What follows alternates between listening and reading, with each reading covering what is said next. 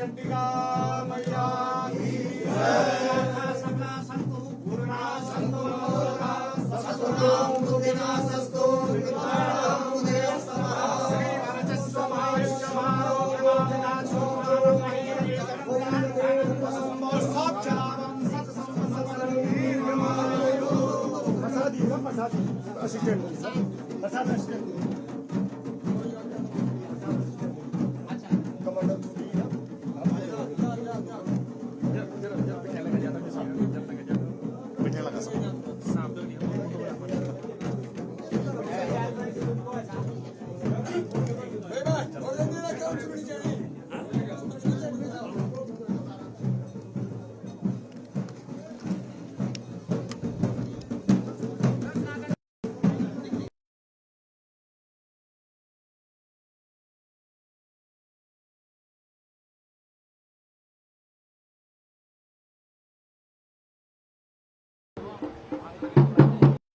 मुख्य अतिथि माननीय मुख्यमंत्री उत्तराखंड सरकार श्रीमान पुष्कर सिंह धामी जी से निवेदन करूंगा कि आप आशीर्वाद के रूप में अपने अनमोल वचन से सभी को कृतार्थ करें। माननीय पुष्कर सिंह धामी जी।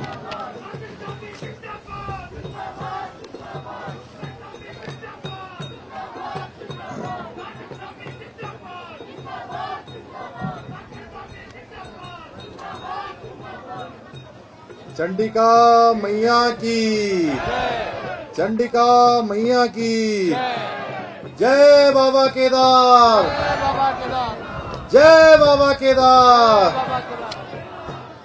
भारत माता की, भारत माता की। श्रीमद चंडिका महायज्ञ के इस शुभ अवसर पर मंच पर आसीन केदारनाथ विधानसभा की लोकप्रिय एवं कर्मठ विधायक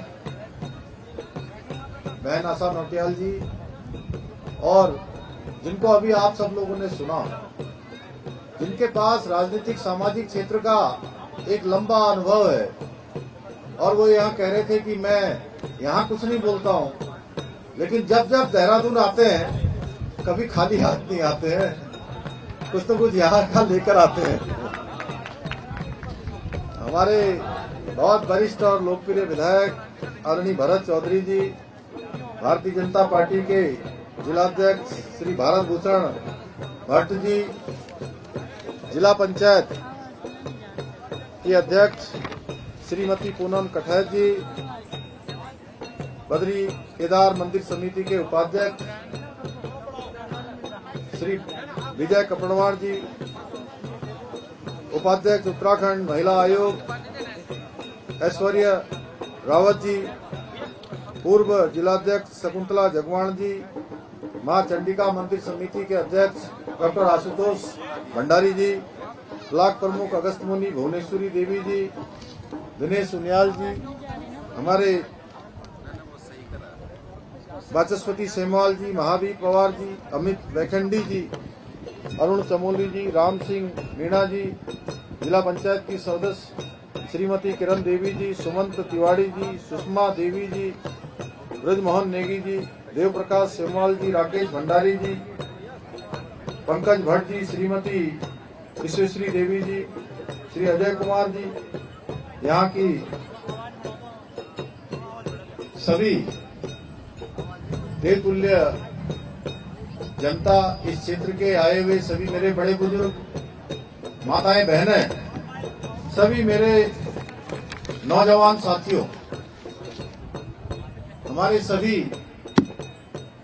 यहाँ के पुरोहितगण, सभी विद्वान ब्राह्मणगण, दूर दूर से आए हुए सभी भाइयों एवं बहनों, मैं सबसे पहले तो आज इस विशिष्ट धार्मिक आयोजन में उपस्थित सभी संतजनों को, सभी विद्वज्जनों को मैं दंडवत प्रणाम करता हूं, उनको नमन करता हूं और आज इस पावन अवसर पर मां मंदाकिनी की निर्मल धारा के तट पर आयोजित इस श्रीमद चंडिका महायज्ञ के अवसर पर आप सभी के बीच में उपस्थित होना मेरे लिए भी परम सौभाग्य की बात है। मैं मां चंडिका से प्रार्थना करता हूं कि हम सभी पर अपनी कृपा दृष्टि बनाए रखें, हमारे राज्य में सुख समृद्धि शांति हो, इसी कामना के लिए हम सब मां के इस दरबार में अपना शीश नवाने आए हैं। भाइयों बहनों, ये भूमि वीरो, देवाल, समूह, नैनी, पौडार, क्यार एवं बरसुंडी की पावन धरती है और प्राचीन काल से इस धरा को आस्था की धरा, परंपरा और सांस्कृतिक विरासत के लिए जानी जाती रही है। 19 वर्षों के उपरांत ये चंडिका का महायज्ञ यहाँ पर पुनर्प्रारंभ होना, ये केवल एक धार्मिक अनुष्ठान नहीं है बल्कि हमारी सांस्कृतिक चेतना का पुनर्जागरण है।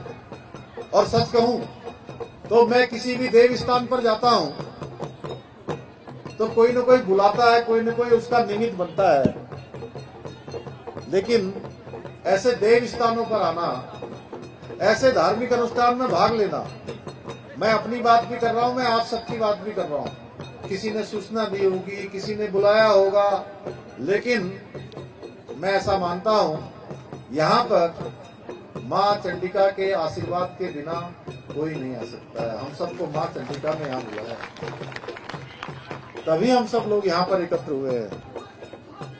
मुझे बताया गया है कि यह अनुष्ठान 24 फरवरी को पूर्णाहुति के साथ संपन्न होगा। करीब 3 माह तक चला यह अनुष्ठान आस्था, अनुशासन और सामाजिक और सामूहिक सहभागिता का सच में बहुत अद्भुत उदाहरण है। क्या कठिन जो है, अभी मुझे भंडारी जी बता रहे थे कि उनका मुंडन होता है, उसके बाद कई महीनों तक उनको जो है अपने नाखून भी नहीं काटने पड़ते, नंगे पांव चलना होता है। ऐसी कठिन परीक्षा करने के बाद ये माँ का ये महायज्ञ संपन्न होता है।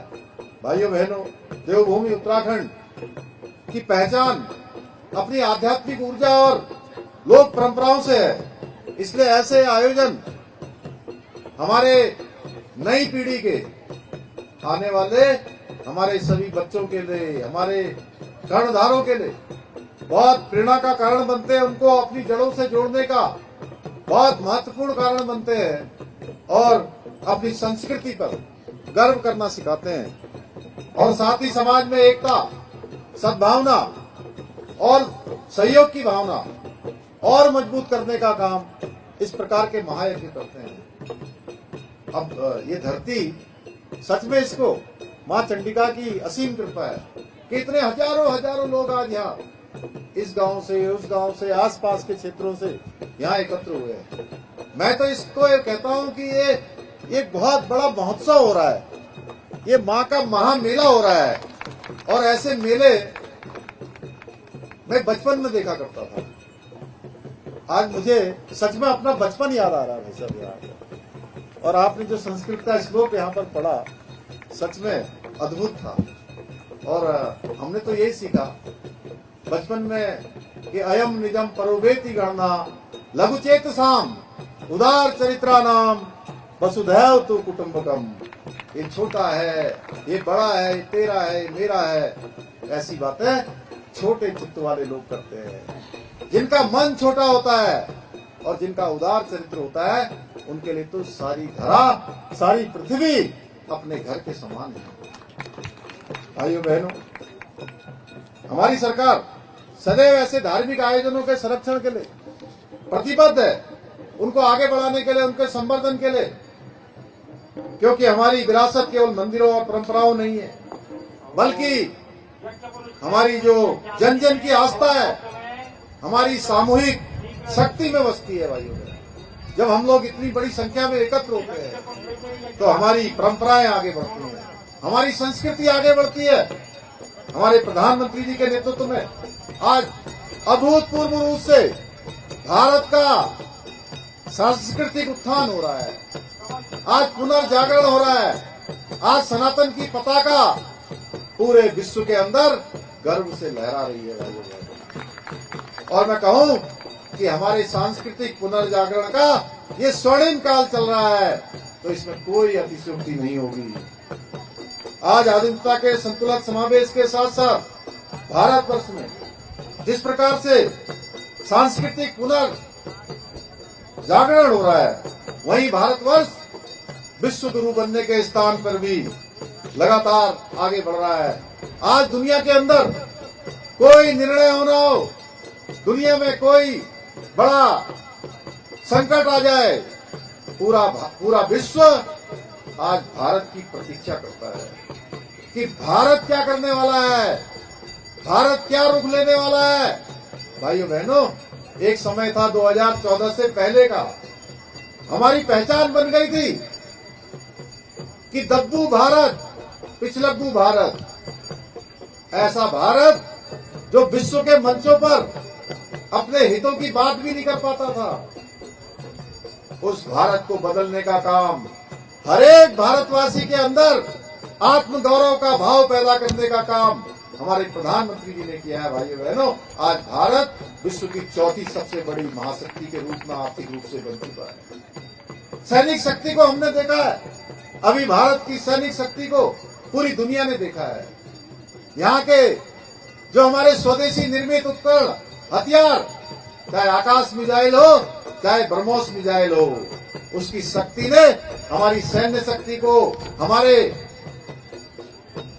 वैज्ञानिकों की शक्ति को, हमारी रक्षा शक्ति को पूरे विश्व ने देखा, जिसने पाकिस्तान को ऑपरेशन सिंदूर में 4 दिनों के अंदर ही घुटने के बल टेकने को मजबूर कर दिया। भाइयों बहनों, इसके साथ ही आज जितने भी हमारे धार्मिक स्थान है, चाहे अयोध्या हो, जहाँ पर भगवान राम का मंदिर बन गया, भाइयों बहनों, चाहे काशी में कॉरिडोर बन गया, उज्जैन महाकाल में महाकाल लोक बन गया, और हमारे राज्य में 2014 की 13 की आपदा हम सबको भली भांति याद है।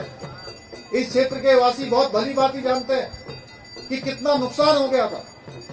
और 2013 और 2014 में महादेव के भक्त, बाबा केदार के परम भक्त श्री नरेंद्र मोदी जी देश के प्रधानमंत्री बनते हैं, और उन्होंने केदार बाबा के नवनिर्माण और पुनर्निर्माण का संकल्प लिया।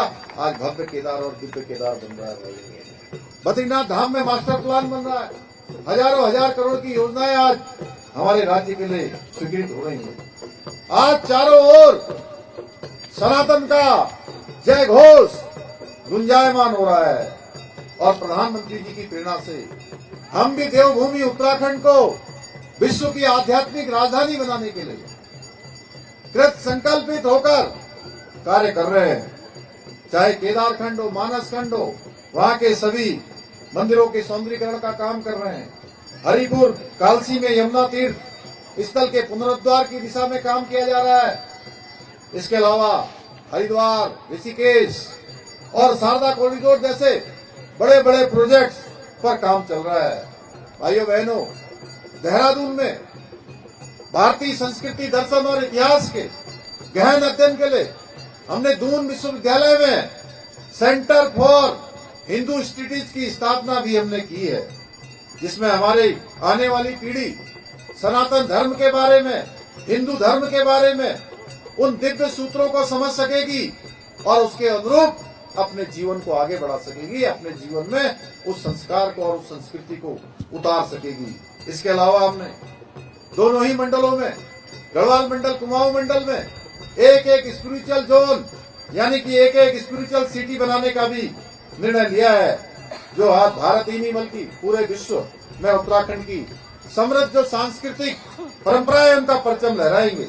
इसके साथ साथ मैं यह भी कहना चाहता हूँ, भाइयों बहनों, हम उत्तराखंड के सांस्कृतिक मूल्यों और डेमोग्राफी, जिसका पहले बहुत असंतुलन हो चुका है, भाइयों बहनों, ऐसे ऐसे लोगों को, ऐसे ऐसे वर्ग के लोगों को ऐसे ऐसे स्थानों पर बसाने का काम हुआ है जहां उनका कोई नामो निशान नहीं होता था, वहां भी उनको बसाने का काम पहले के समय में हुआ है।